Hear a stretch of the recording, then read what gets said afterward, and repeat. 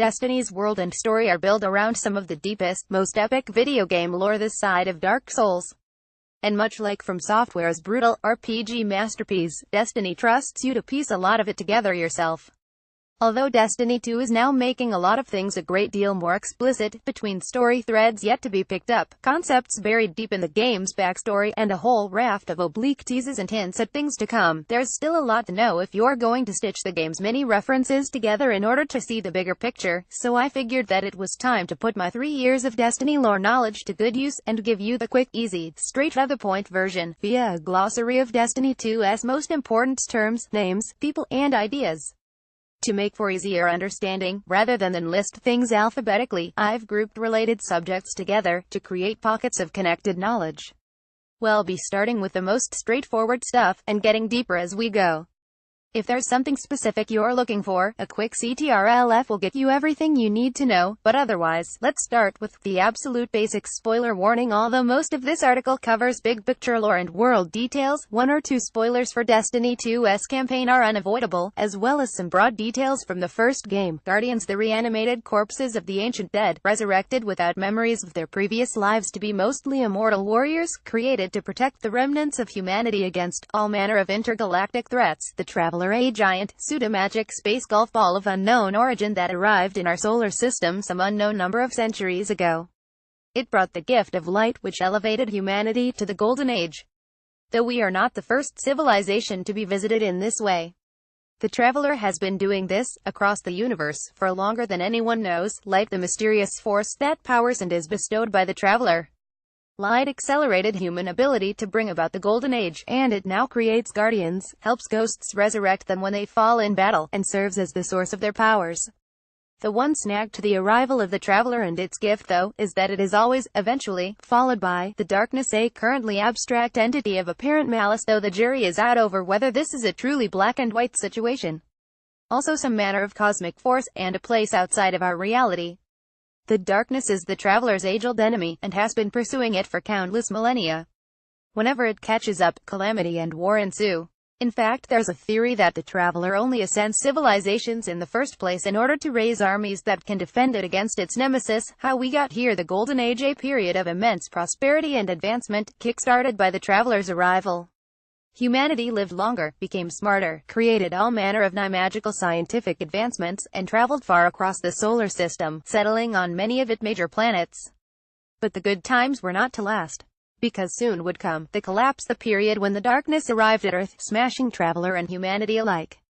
The majority of the population died, civilization collapsed, and whole worlds lost contact with each other. The exact details are lost to history, but the fragments we do have are thoroughly apocalyptic and rather nightmarish. Golden Age advancements became lost relics, and we've been picking up the pieces ever since. The speaker, the human representative of the Silent Traveler's will, head of the Guardian forces, and chief proponent of the grand mission of light good, darkness bad. Long suspected by some players to be somewhat of a charlatan, a theory confirmed in Destiny 2, ghosts, sentient, flying pocket robots, created by the Traveler during Earth's defeat and the collapse as a last-ditch attempt to continue the fight. Ghosts travel the world, looking for the right corpse to resurrect into a Guardian, who they then bond with forever. The city, the last city left on Earth, home to Guardians and normal people alike. Following the collapse, whatever was left of humanity consolidated in a single city located directly below the dormant Traveler. If we lose the city, well, that's everything gone. Its exact location isn't known, but based on the geography of the first game, it's certainly somewhere within what used to be Russia. How things work now: the tower, the home of the Vanguard, the organization of Guardians that watches over the city. Headed up by 3 Vanguard leaders, each affiliated with a particular class of Guardian, who in turn traditionally report to the speaker. The European Dead Zone, a previously lost part of Europe, located in what used to be Germany. Long an isolated wilderness, visited by the Vanguard only for crucible matches, it's now a major patrol area and is starting to be reclaimed. Warlock, a Guardian class. Warlocks are something between a mad scientist and a wizard, concerned with the arcane mysteries of the universe, and learning means to harness them for empowerment. Often slightly feared by non-warlocks for their experimental, borderline occult ways. Akora Ray is their Vanguard leader. Hunter, a Guardian class. Hunters are the rangers of the group, keen scouts and explorers with a frontier spirit and an adept, fast-flowing, almost gymnastic talent for combat. Cade 6 is their vanguard leader, Titan A Guardian class. Titans are the physical heavy hitters, in contrast with the arcane, raw, magical power of warlocks and the gunslinging speed of hunters. That said, Titans are also strong protectors, willing to leap straight into the breach in order to protect their allies.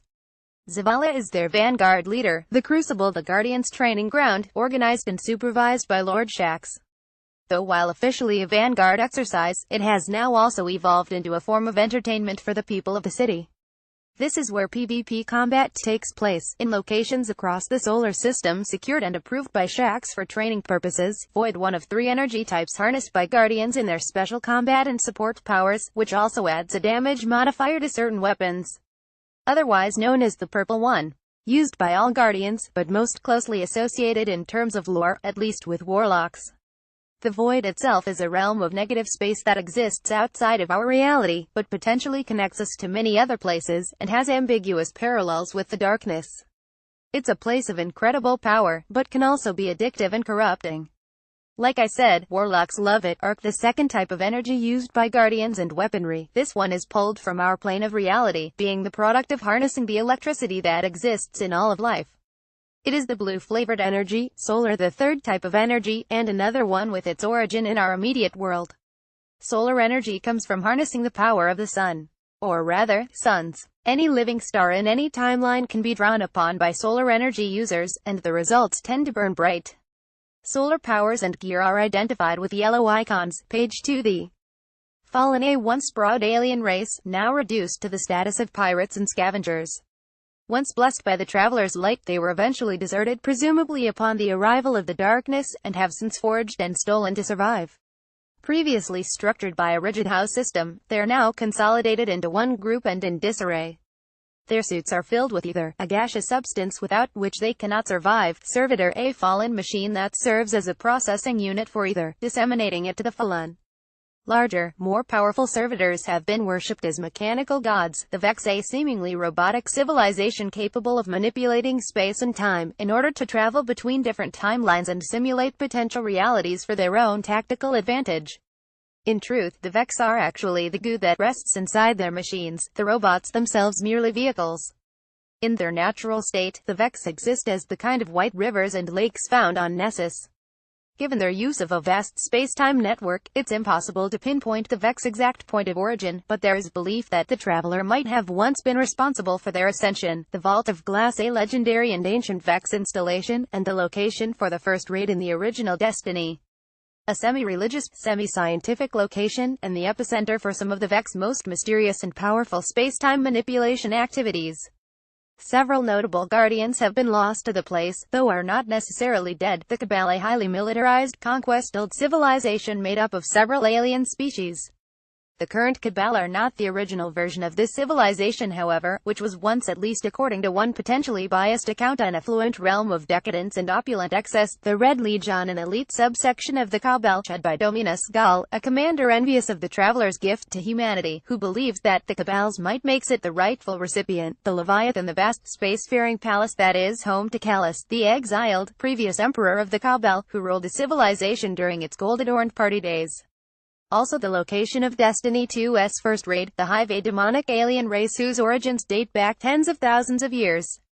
Once apparently a weak, peaceful, and fragile people, they were mutated into their no-wellish form when war and imminent apocalypse saw their leaders forge a pact with an agent of the darkness, leading to one of the earliest known wars between the darkness and the Traveler. The Taken-in enemy faction, made up of twisted, darkness-drenched versions of all of the antagonist civilizations, converted and previously ruled by Oryx, the first king of the Hive. Oryx, originally Aurash, and originally female, discovered the darkness along with his 2 sisters, as the 3 of them sought a means of survival for their people. The solution was empowerment and elevation through darkness, which twisted the proto-hive into the monstrous, occult forms they now exhibit. By communicating directly with the darkness, Oryx effectively became a representative of it in the material world, and evolved the power to take, converting any life form to part of his Taken army. But we killed him in the first game's Taken King expansion. So NYERR, the deep history Proto-Oryx's son. He attempted an attack on the solar system in the first game's Dark Below expansion, but we killed him, which ultimately led to Oryx attacking us in revenge. But they're both dead now. Savathun, one of Oryx's 2 sisters, traditionally known as the Cunning One. She's been missing throughout the story so far, but the Hive-taken throne is now up for grabs, and there are many harbingers of her return in Destiny 2, particularly on Io. Leaderless Taken perform summoning rituals, sources of Hive magic call her name, and someone has started taking fresh victims. The Ascendant Realm, the Hive's ethereal netherrealm, which exists outside our universe, and homes many of the species' most powerful creatures. The Books of Sorrow, an ancient tome purported to tell the story of the Hive's origins. Long story short, 20,000 years ago, many refugee races subsist on a churning ocean hellworld called the Firmament. The Traveler plans to euthanize the planet with a tidal wave, in order to wipe out a powerful agent of the darkness that resides there. 3 princesses of one of the weaker races dive beneath the surface in search of a means of survival, following a royal coup, and find the darkness-aligned worm gods. The serpents offer them power in exchange for union with the darkness, and they accept, becoming Oryx, Sabathin, and Xivuerith, the Hive god rulers. The first Hive war against the Traveler and its light-aligned followers would occur soon after. Worms, darkness-fueled parasites, gifted by the worm gods, that infest every Hive and act as the source of their power. Every time a Hive kills, the worm feeds and grows, and makes its host stronger. But the more the worm grows, the more it needs to feed. Thus, the endless, impossible cycle of killing and conquest that fuels the Hive. The Sky, an old Hive term for light, the Deep, an old Hive term for the darkness. Ahamkara, dragon-like creatures that appeared in our solar system around the same time as the Traveler. Powerful, and able to fulfill wishes, they were also a parasitic species, psychically, if not physically, liable to corrupt those they dealt with via the encouragement of selfish, reckless, destructive thoughts. Once sought out by guardians, they were eventually hunted to apparent extinction when the danger they posed became clear. A relationship to the worm gods is suspected, but not entirely understood. Warmind, a hyper-intelligent AI supercomputer from the Golden Age, tasked with controlling space-based military systems in order to protect the solar system.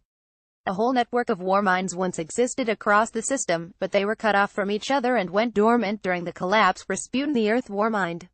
We awoke him near the start of the first game and reconnected him with the local solar system. He's since reconnected with Io. Regardless, we know very little of Rasputin's current perspective on events, or his motivation. He's long since reprogrammed his morality and protocols, and has preferred to be left alone since reawakening, inviting us into his compounds only when in need of outside help. There is also a strong case for Rasputin having shot down the Traveler when it tried to escape during the collapse, forcing it to stay on. Create the Guardians. Page 3. Engram, a weapon or piece of armor in the form of encoded data. Data encryption of this fashion turns any object into a moderately sized gem, its original form accessible only via decryption. The color of the engram will vary depending on the rarity and value of the item encrypted inside. Cryptarch, a cryptoarchaeologist trained in the art of deciphering and decrypting engrams.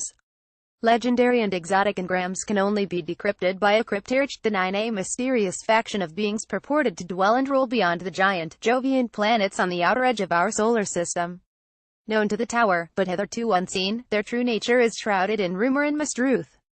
All that is known for sure is that the Nine are powerful, and use emissaries in their thrall such as XUR, and the host of trials of the Nine to conduct their ambiguous dealings with humanity. XUR, a servant of the Nine. He appears in our solar system every weekend, to sell exotic gear. He visits at the behest of the Nine, and while there is purpose in his actions, he himself has little control over them, and cannot remember why the Nine sent him. Trials of the Nine, a hardcore PvP tournament that exists outside of the Crucible. Run by the Nine, its purpose is unclear, but it seems to exist for the purpose of judging which guardians are worthy of the Nine's attention. The Nine's ultimate goal in this respect, of course, remains unknown. The Awoken, a once-human race that stands somewhere between the boundaries of light and darkness. Originally refugees from the collapse, they survived the run-in with the darkness while fleeing the initially calamity, but were left changed. Recognizable by their blue skin and glowing eyes, many Awoken now live, entirely accepted, in the Tower as guardians. But the moral and factional ambiguity of those native to the Reef asteroid belt who have a close relationship with the Nine has led to notable mistrust. Despite previous shared victories, XO, a race of sentient, humanoid robots, some of whom are guardians. Once human, the Exos were converted by a Golden Age process, and have limited access to their previous memories. The number at the end of each Exo's name denotes the number of times they've been rebooted, losing their previous recollections in the process. Toland the Shattered, a brilliant warlock eventually thought mad for his growing obsession with studying the Hive, and his apparent openness to the darkness, in contradiction to traditional Vanguard doctrine. Lost and long thought dead, Toland actually survives in the Ascendant Realm. Osiris was Ikora Ray's mentor, and one of the most respected warlocks in history.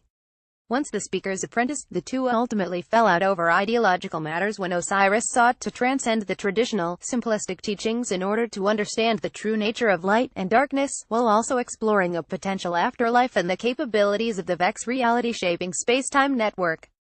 Eventually exiled, Osiris still finds strong support in the tower, and although seemingly lost, has recently been detected within the Vex network. Eris Mornay, guardian and colleague of Toland, who embarked on an ill-fated mission to attack Crota in the Hive underworld. Lost and trapped for years, she was fundamentally changed by her time in the shadows both psychologically and physically, and after a period of assisting the Vanguard against the Hive and the Taken, has now gone missing, apparently on a mission to resolve the Hive threat once and for all. The Black Garden, a darkness-linked location outside of space and time, but accessible from Mars. Believed to have come into being as some kind of response to the Traveler, it was eventually adopted and protected by the Vex, the black-heart and amorphous, darkness-aligned entity of immense power, which resided in the center of the Black Garden, and was worshipped as a god by the Vex, who sought to imbue their network with its power and knowledge. We killed it at the end of the first game's vanilla campaign, and several enemy attempts to revive it have failed. Frame, the generic term for a non-exa robot. Generally of low, possibly non-sentient, intelligence, frames tend to be programmed with a specific function, such as cleaning, security detail, or combat. The Red Jack's a set of custom battle frames owned and maintained by Shax. He often laments that, despite his best efforts to improve their skills, they are not as good as the Guardians in the Crucible, the Iron Banner, a limited-time Crucible event run by Lord Saladin, the last surviving member of the Iron Lords. The Iron Lords, an early, elite faction of Guardians. Powerful and chivalric, the Lords were nevertheless all but wiped out when their hubris led them to try to harness Shiva, a force they could not contend with. Shiva, an ancient, Golden Age nanotechnology. Designed as a building material to it with fast colonization, Shiva is seemingly sentient and self-perpetuating, and was eventually banned for the danger its rampant, corrupting influence posed. The Iron Lord's demise came when they tried to secure a hidden cache of it, and were destroyed by both Shiva itself, and Rasputin, who guarded it. The Fallen tried to take control of Shiva in the first game's Rise of Iron expansion, but that plan went wrong, and then we killed them. Clovis Bray, a powerful, but somewhat shady, science and technology company from the Golden Age, and also the name of its founder. Responsible for some of the biggest technological advancements of the era, Clovis Bray was also susceptible to reckless and dangerous research practices. It created Shiva, and at least had a hand in the creation of the Exos as well. Anna Bray, descendant of the Bray family, and also a now-deceased and properly dead hunter-guardian. Her journal can be found in the tower, though the majority of it is redacted, possibly hinting at major revelations to come regarding the company.